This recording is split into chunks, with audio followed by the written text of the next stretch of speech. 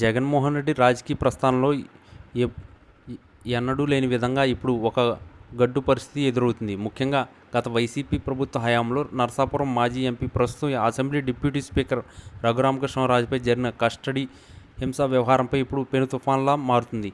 ఈ కేసులో 7వ నిందితుడిగా ఉన్న ఐపీఎస్ అధికారి సునీల్ నాయక్ ఇటీవల విచారణకు హాజరవడం, అందులో ఆయన వెల్లడించిన అంశాలు ఇప్పుడు రాష్ట్ర రాజకీయాల్లో సంచలనంగా మారాయి. మార్చి 2026 మొదటి వారంలో గుంటూరు సీసీఎస్ పోలీస్ స్టేషన్లో జరిగిన సుదీర్ఘ విచారణలో సునీల్ నాయక్ పోలీసుల ప్రశ్నలకు సమాధానాలు ఇచ్చారు. విచారణాధికారి దామోదర్ ఆధ్వర్యంలో జరిగిన ఈ ప్రక్రియలో ఆనాడు సిఐడి కార్యాలయంలో అసలు ఏం జరిగింది అనే దానిపై కీలక విషయాలు బయటకు వచ్చాయని ఊహాగానాలు జోరందుకున్నాయి.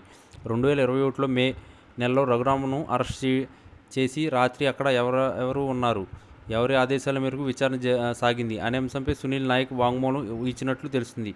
ఈ కేసులో ప్రధానంగా మాజీ ముఖ్యమంత్రి జగన్మోహన్ రెడ్డి పేరు ఏ3గా ఉండడం గమనార్హం. సునీల్ నాయక్ విచారణలో అప్పటి ప్రభుత్వంలోని కీలక వ్యక్తుల ప్రమేయం గురించి నోరు విప్పితే అది జగన్ నేరుగా చుట్టుకునే అవకాశం ఉంది. పోలీసులు సాంకేతిక ఆధారాలను, ఫోన్ రికార్డులను సునీల్ నాయక్ ముందు ఉంచినప్పుడు ఆయన మౌనం ఉండిపోయారని, కొన్ని ప్రశ్నలకు మాత్రం తప్పనిసరిగా పరిస్థితులు సమాధానాలు ఇచ్చారని సమాచారం. రఘురామకృష్ణరాజుపై జరిగిన దాడి కేవలం స్థానిక అధికారుల నిర్ణయం కాదని, పై స్థాయి నుండి వచ్చిన ఒత్తిడి వల్లే ఇదంతా జరిగిందనే వాదనలు బలంగా వినిపిస్తుంది. సునీల్ నాయక్ అప్పట్లో సిఐడి డీఐజీగా ఉన్న సమయంలో జరిగిన ఈ ఘటనపై ఇప్పుడు వస్తున్న సాక్ష్యాలు జగన్ చుట్టూ ఉచ్చు బిగుస్తున్నట్లు కనిపిస్తుంది. ఒకవేళ విచారణలో సునీల్ నాయక్ గనుక అప్పటి ముఖ్యమంత్రి కార్యాలయం నుండి వచ్చిన మౌఖిక ఆదేశాల గురించి చెబితే అది జగన్కు చట్టపరంగా పెద్ద ఎదురుదెబ్బే అవుతుంది. రాష్ట్రంలో కూటమి ప్రభుత్వం అధికారంలోకి వచ్చిన తర్వాత ఈ కేసు వేగం పుంజుకుంది. ఇప్పటికే సీనియర్ ఐపీఎస్ అధికారులు పివి సునీల్ కుమార్, సీతారామాంజనేయులు వంటి వారు కూడా ఈ కేసులో విచారణ ఎదుర్కొంటున్నారు. సునీల్ నాయక్ విచారణ ముగిసిన తర్వాత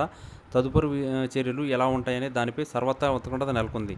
నిజంగానే నాయక్ అన్ని విషయాలను బయటపెట్టి ఉంటే జగన్ అరెస్ట్ వరకు ఈ వ్యవహారం వెళ్తుందా అనే చర్చ కూడా మొదలైంది. ఏది ఏమైనా రఘురామ కేసు ఇప్పుడు జగన్ రాజకీయ భవిష్యత్తుకు ఒక పెద్ద పరీక్షగా నిలిచింది.